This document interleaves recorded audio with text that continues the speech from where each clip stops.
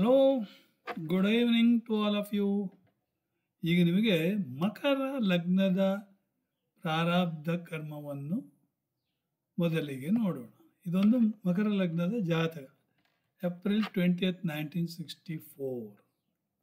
ಅದು ನಮಗೆ ಇಮ್ಮೆಟೀರಿಯಲ್. ಯಾರು ಹುಟ್ಟಿದ್ದು, ಏನು ಕತೆ, ಅದೆಲ್ಲ ಇಮ್ಮೆಟೀರಿಯಲ್. ಆಯಿತಾ? ಇಲ್ಲೀಗ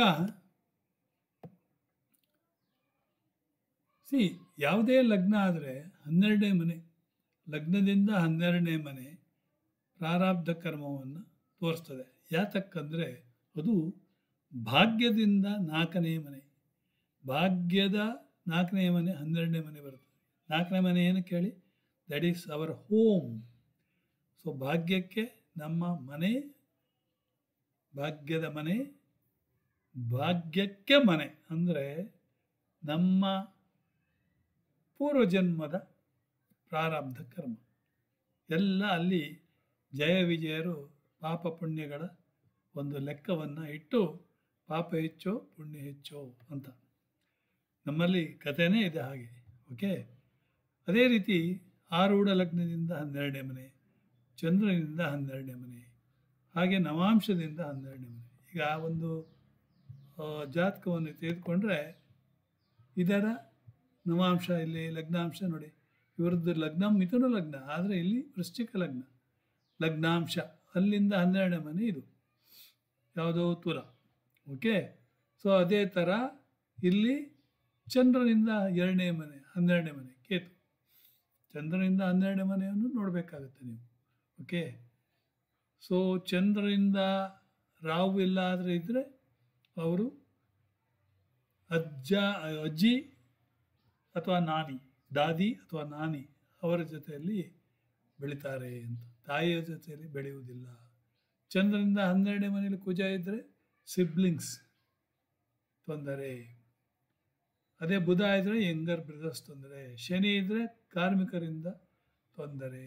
ಗುರು ಇದ್ದರೆ ಗುರು ಟೀಚರ್, ಅರ್ಚಕರು, ಅವರಿಂದ ತೊಂದರೆ, ಗುರುಗಳಿಂದ ತೊಂದರೆ. ಇದೆಲ್ಲ 12ನೇ ಮನೆ ಪ್ರಾರಬ್ಧ ಕರ್ಮ. ಈಗ ನಾವು ನೋಡ್ತಾ ಇರುವುದು ಸಂಚಿತ ಕರ್ಮ. ಏನು? ನಮ್ಮ ಪ್ರಾರಬ್ಧ ಕರ್ಮ. ಇದು ಧನುರ್ ಲಗ್ನ ಬರ್ತದೆ. ಧನುರ್ ಲಗ್ನದ ಅಧಿಪತಿ ಗುರು.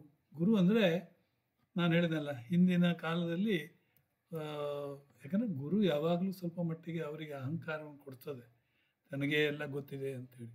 ಅದರಿಂದಾಗಿ ಅವರು ಪಾಪಕರ್ಮಗಳಂದರೆ ಲೆಕ್ಚರರನ್ನು, ಟೀಚರ್ಗಳನ್ನು ಅಥವಾ ಗುರುಗಳನ್ನು ಸರಿಯಾಗಿ ನೋಡಿಕೊಳ್ಳಲಿಲ್ಲ, ಅದಕ್ಕೆ ತಕ್ಕ ಮರ್ಯಾದೆಯನ್ನು ಕೊಟ್ಟಿಲ್ಲ. ಕೆಲವರು ಗುರುಗಳಂದರೆ ಭಾರಿ ಭಾರಿ ಮರ್ಯಾದೆ, ಉದ್ದಂಡ ನಮಸ್ಕಾರ ಮಾಡೋದು, ಅದೆಲ್ಲ ಉಂಟು. ಆಯಿತಾ? ಅದು ಇಲ್ಲದೇ ಇದ್ದರೆ ಅವರಿಗೆ ಅಹಂಕಾರವಿದೆ ಅಂತ, ಅದನ್ನೆಲ್ಲ ಸರಿಪಡಿಸ್ಕೊಳ್ಬೇಕು. ಓಕೆ, ಅದೇ ನಿಮಗೆ ಮಾರ್ಕ ಯಾರು? 7ನೇ ಮನೆ ಅಧಿಪತಿ ಮಾರ್ಕ ಆಗ್ತಾನೆ. 7ನೇ ಮನೆ ಅಧಿಪತಿ ಮಾರ್ಕ ಅಂದ್ಕೊಳ್ಳಿ. ತಾಯಿಯನ್ನು ಸರಿಯಾಗಿ ನೋಡ್ಕೊಳ್ಬೇಕು.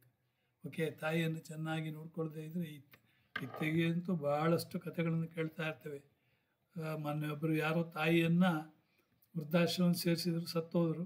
ಆದರೆ ಅವರು ಹೇಳ್ತಾರೆ, ಫೋನ್ ಮಾಡಿದವರಿಗೆ ಅವ್ರು ಹೇಳ್ತಾರೆ, ಆ ಕಿವಿಯಲ್ಲಿರುವ ಚಿನ್ನ, ಮೂಗಿನಲ್ಲಿರುವ ಚಿನ್ನ ತೆಗೆದುಬಿಟ್ಟು ನಮಗೆ ಕೊಡಿ, ಅವರ ಅಂತ್ಯಕ್ರಿಯೆಯನ್ನು ಅಲ್ಲೆಲ್ಲ ಸುಟ್ಟು ಬಿಡಿ ಅಂತ. ಇಂಥ ಜನಗಳು ಇರ್ತಾರಂದರೆ ಈಗಿನ ಕಾಲದಲ್ಲಿ ಬರೀ ದುಡ್ಡು, ಚಿನ್ನದ ಬೆಲೆ ಎಲ್ಲ ನಿಮ್ಗೆ ಗೊತ್ತೇ ಇದೆ. 1,25,000 ಜಾಸ್ತಿ ಆಗಿದ್ದರಿಂದ ಪ್ರತಿಯೊಬ್ಬರಿಗೂ ಆಸೆ ಆಸೆ ಆಸೆ. ಸೊ ಖಂಡಿಸಬೇಡಿ. ಕರ್ಕಟಕ ಲಗ್ನದವರು ಯಾವಾಗಲೂ ಮಾತನ್ನು ಅರ್ಧದಲ್ಲೇ ಕಟ್ ಮಾಡಿಬಿಡ್ತಾರೆ. ಬೇರೆಯವ್ರನ್ನ ಖಂಡಿಸುವುದು, ತಾವೇ ಎಲ್ಲ ಗೊತ್ತಿದ್ದು. ನಾನೊಂದು ಒಬ್ಬಳನ್ನು ನೋಡಿದ್ದೇನೆ, ಅವಳು ಲಾಯರ್ ಬೇರೆ. ಆಯಿತಾ? ಏನಂತೂ ಇಲ್ಲ, ನನಗಿಂತ ಸಣ್ಣ ಪ್ರಾಯ. ಆದರೆ ಒಂದು ಸರಿ ಅಂತೂ ನಮ್ಮ ಮನೆಯಿಂದ ಆಗ್ತಾರೆ ಅಂತ ನಡ್ಕೊಂಡು ಹೊರಟೇವಲ್ಲ. ನಾವು ಡೋಂಟ್ ಕೇರ್. ಆಯಿತಾ? ಅಂಥವ್ರಿಗೆ ಕೇರ್ ಮಾಡಲಿಕ್ಕೆ ಸಾಧ್ಯ ಇಲ್ಲ ನಾವು. ಸೊ ಯಾಕೆ ಹೇಳ್ತಾ ಇದ್ದಾರೆ, ಕಟಕ ಲಗ್ನದವರಿಗೆ ಅದೊಂದು ಹುಟ್ಟು ಗುಣ ಅಂತ. ಅವರು ತಪ್ಪಲ್ಲ, ಅದು ಅವ್ರಿಗೆ ಬಂದಿರುತ್ತೆ ಆ ರೀತಿ. ಓಕೆ, ಸೊ ಅದಕ್ಕೇನು ಮಾಡ್ತಾರೆ ಅವರು? ಏನು ಮಾಡಲಿಕ್ಕಾಗೋದಿಲ್ಲ. ಸೊ ಅದಕ್ಕೇನು ಔಷಧ ಏನಾದ್ರು ಉಂಟಾ? ಇಲ್ಲ, ನಮ್ಮ ಹತ್ರ ಇಲ್ಲ ಔಷಧ. ಆಯಿತಾ? ನಮ್ಮ ಹತ್ರ ಅಂತೂ ಇಲ್ಲವೇ ಇಲ್ಲ. ಸೊ ಆಗ ಅವರಿಗೇನೆಂದರೆ ಹಾಗೆ ಖಂಡಿತವಾಗಿ ಅದು ಕಟುನಿಂದನೆ ಮಾಡಿದಲ್ಲಿ ಅದು ತೊಂದರೆ ಆಗ್ತದೆ. ಕಟಕ ಲಗ್ನದ ಬೆಸ್ಟ್ ಎಕ್ಸಾಂಪಲ್ ಶ್ರೀರಾಮ ಅವನ ಅಜಾತ ಶತ್ರುಗಳಾದ ಕುಂಭಕರ್ಣ ರಾವಣಾಸುರರಿಗೂ ಕೂಡ ಕಟುನಿಂದನೆಯನ್ನು ಮಾಡಿದವನಲ್ಲ. ಹಾಗೆ ನೋಡಿದರೆ ಅವನಿಗೆ ಅಲ್ಲಿ ರಾಮೇಶ್ವರದಲ್ಲಿ ಶಿವನ ಪೂಜೆ ಮಾಡಬೇಕಾದ್ರೆ ಇದು ಮಾಡಬೇಕಲ್ಲ, ಸಂಕಲ್ಪ ಕೊಡಬೇಕಲ್ಲ, ಅದಕ್ಕೆ ರಾವಣನನ್ನೇ ಅರ್ಚಕನಾಗಿ ತೆಗೆದುಕೊಂಡಿದ್ದಾನೆ, ಅಂದರೆ ಪೌರೋಹಿತರನ್ನಾಗಿ ತೆಗೆದುಕೊಂಡು ರಾವಣ ನನಗೆ ಇದು ನೀನು ಮಾಡಿಕೊಡಬೇಕು, ಆಯಿತು ಸಂಕಲ್ಪ ಮಾಡ್ತೇನೆ ಅಂತ. ನೋಡಿ ರಾವಣನು ಹಾಗೆ, ಅವನು ಕಶ್ಯಪ ಮುನಿಗಳ ಮಗ ಅಲ್ವಾ, ಏನೋ ಒಂದು ಹಿಂದಿನ ಜನ್ಮದಲ್ಲಿ ಜಯ ವಿಜಯರ ಕಥೆ ಗೊತ್ತೇ ಇದೆ ನಿಮಗೆ. 7 ಜನ್ಮ ಎತ್ತಿ ನೀವು ಬರ್ತೀರೋ ಅಥವಾ 3 ಜನ್ಮ ಎತ್ತಿ ನನಗೆ ವಿರೋಧ ಪಾರ್ಟಿಯಾಗಿ 3 ಜನ್ಮದಲ್ಲಿ ಬರ್ತೀರೋ ಅಂತ, ವಿರೋಧ ಪಾರ್ಟಿಯಾಗಿ ಶತ್ರುವಾಗಿ 3 ಜನ್ಮದಲ್ಲಿ ಬರ್ತೇವೆ ಅಂತ. ಅದಕ್ಕೆ ಕಂಸ ದಂತವಕ್ರ ಅದನ್ನೆಲ್ಲ, ಆಮೇಲೆ ಕುಂಭಕರ್ಣ ರಾವಣ, ಆಮೇಲೆ ಇನ್ನೊಂದು ಇದರಲ್ಲಿ ನಮ್ಮ ಹಿರಣ್ಯಕಶಿಪು ಹಿರಣ್ಯಾಕ್ಷ, ಈ 3 ಜನ್ಮದವನ್ನು ಎತ್ತಿ ಅವರು ಶ್ರೀಮನ್ ನಾರಾಯಣನ ಅದು ದ್ವಾರಪಾಲಕರಾಗಿ ಹೋಗ್ತಾರೆ ಜಯ ವಿಜಯರು. ಅವರಿಗೆ ಒಂದು ಶಾಪ, ಏನು ಮಾಡಲಿಕ್ಕೆ ಆಗೋದಿಲ್ಲ, ಆಯಿತಾ. ಸೊ ಅದರಿಂದ ಶ್ರೀರಾಮ ಅಂತ ಜಾಸ್ತಿ ಹೇಳಿದ್ರೆ ನಿಮ್ಮ ಕರ್ಮಕ್ಕೆ ಜಾಸ್ತಿ ಧ್ಯಾನ ಕೊಟ್ಟಲ್ಲಿ ನೀವು ನಿಮ್ಮ ಪ್ರಾರಬ್ಧವನ್ನು ಪರಿಹರಿಸುವಿರಿ. ಮಕರ ಲಗ್ನದವರು ಹೆಚ್ಚಾಗಿ ಕರ್ಮಕ್ಕೆ ಬೆಲೆ. ಅದಕ್ಕೆ ಮಕರ ಲಗ್ನದವರು, ನನ್ನೊಬ್ಬ ಸ್ನೇಹಿತ ಇದ್ದ ಹೇಳ್ತಾನೆ, ಅಯ್ಯ ಗುರುಗಳೇ ನನ್ನ ಮಗ ಬೆಳಿಗ್ಗೆ ಹೋದವ ರಾತ್ರಿ ಬರ್ತಾನೆ, ರಾತ್ರಿ ಕೂಡ ಅಯ್ಯೋ ಇನ್ನೂ ಆಗಿಲ್ಲ ಅಂತೇಳಿ. ಈಗಿನ ಕಾಲದಲ್ಲಿ ಎಕ್ಸ್ಟ್ರಾಕ್ಷನ್ ಜಾಸ್ತಿ ಇದೆ ಅಂತ ಇಟ್ಕೊಳ್ಳಿ, ಕಂಪ್ನಿಯವರು ಹಾಗೆ ಮಾಡ್ತಾರೆ. ಆದರೆ ಇವರು ಮಕರ ಲಗ್ನದವರು ದೇಹವನ್ನು ಪೂರ ದಂಡಿಸಿ ಕೆಲಸವನ್ನು ಮಾಡ್ತಾರೆ. ಅದು ಅವರಿಗೆ ಮುಂದಿನ ಜನ್ಮದಲ್ಲಿ ಅನುಕೂಲಕರ ಮಾಡ್ತದೆ, ಆಯಿತಾ. ಇನ್ನು 84,000 ಜನ್ಮವನ್ನು ಎತ್ತಿ ಮನುಷ್ಯ ಜನ್ಮ ಬರುವುದು, ಆಯಿತಾ. ಸೊ ಅದನ್ನು ಅವರಿಗೆ ಇನ್ನೊಮ್ಮೆ ಮನುಷ್ಯ ಜನ್ಮ ಬರಲಿಕ್ಕಿಲ್ಲ. ಸೊ ಆ ಕಟಕದ ಲಗ್ನದವ್ರನ್ನು ಬೇರೆಯವರ ಮಾತನ್ನು ಅರ್ಧದಲ್ಲೇ ಖಂಡಿಸ್ತಾರೆ, ಅದನ್ನು ಪೂರ್ಣ ಕೇಳಿ ಬೇರೆಯವ್ರ ಮಾತು. ಅದಕ್ಕೆ ಹೇಳೋದು ಬೆಸ್ಟ್ ಪರ್ಸನ್ ಯಾರಂದರೆ ಬೇರೆಯವರ ಮಾತನ್ನು ಸರಿಯಾಗಿ ಪೂರ್ಣ ಕೇಳಿದವರು, they are good persons, best persons, ಆಯಿತಾ. ಹಾಗೆ ಆವಾಗಲೇ ಪ್ರಾರಬ್ಧ ಕರ್ಮ ಅಳಿಸಿ ಹೋಗ್ತದೆ ಅಂತ. ಇನ್ನು ಧನುರ್ಲಗ್ನದ ಬಗ್ಗೆ ಹೇಳೋದಾದರೆ, ಧನುರ್ಲಗ್ನ ನಿಮಗೆ ಯಾರು ಧನುರ್ಲಗ್ನದ 12ನೇ ಮನೆ ವೃಶ್ಚಿಕ ಲಗ್ನ ಬರ್ತದೆ.